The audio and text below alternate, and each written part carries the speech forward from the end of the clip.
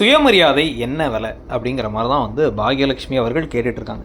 அதாவது இவ ரொம்ப கோவமாக ஒரு உக்கிரமாக அவங்க மாறி என்னை பற்றி விடுங்க, என்னோடய பிஸ்னஸை பற்றி விடுங்க, எனக்கு இருக்கிற லட்சக்கணக்கான ரூபா நஷ்டத்தை பற்றி விடுங்க, எத்தனை பேருடைய உடல்நலம் பாதிக்கப்பட்டுச்சு, யாருக்காவது ஆயிருந்தா என்ன வருது, அதனால் கண்டிப்பாக அவருக்கான தண்டனையை அவருக்கு வாங்கி தரணும் அப்படின்லாம் அவரை சொல்லிவிட்டு கடைசியில் வந்து பார்த்திங்க அப்படின்னா வந்து கோர்ட்டுக்கு போயிட்டு கோர்ட்டில் கேஸை வந்து வாபஸ் வாங்கிக்கிறாங்க அப்படின்ட்டாங்க. இந்த கேஸை வேற எங்கேயாச்சும் வாபஸ் வாங்கியிருக்கலாம், ஆனால் இங்கேருந்து நேராக கோர்ட்டுக்கு போய் எல்லாரும் முன்னாடியும் வச்சு கேஸை வாபஸ் வாங்க போகிறேன்னு சொன்னது எதுக்குன்னா வந்து பயங்காட்டுறாங்களாம்மா. என்ன பயங்காட்டுறீங்களா அப்படிங்கிற மாதிரி இருந்துச்சு.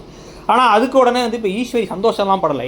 என்ன திமிரோட என் பிள்ளைய வந்து நீ என்ன பண்ணனா கோர்ட் வரைக்கும் அலைய விட்ட, அந்த குழந்தை கோர்ட் வரைக்கும் போயிருக்குது, பாவம் டயர்டாக இருக்கும் அப்படிங்கிற மாதிரி வந்து பேசிக்கிட்டு இருக்காங்க.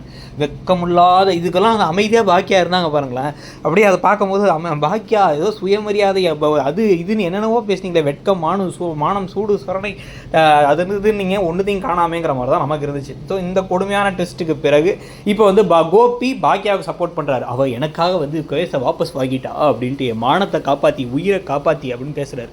பேசினதுக்கு அப்புறமா என்ன ஆகுது அப்படின்னா வந்து இவங்களுடைய பெரிய ஆர்டருக்கு இது நாள் வரைக்கும் அவங்களுக்கு உதவியே தேவைப்பட்டதில்லை. இப்போ ஆனால் வந்து ஈஸ்வரி கேன்டீன்லேருந்து இவருடைய ஹோட்டல்லேருந்து உதவிக்கு ஆள் அனுப்புகிறாங்களாமா.